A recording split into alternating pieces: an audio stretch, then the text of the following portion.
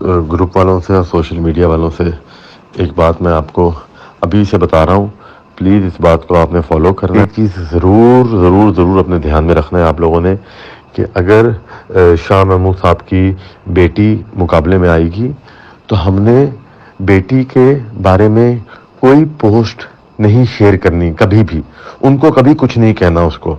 वो बिल्कुल हमारी बहन की तरह होएगी।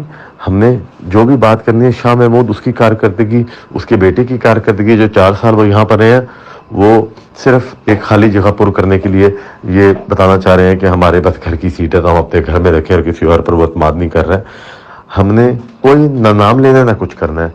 प्लीज़ इसके अंदर हमने बहुत ख्याल रखना है। प्लीज़ आप सब लोग गौर से सुन लें कि माएँ बहनें सबकी साझी होती है।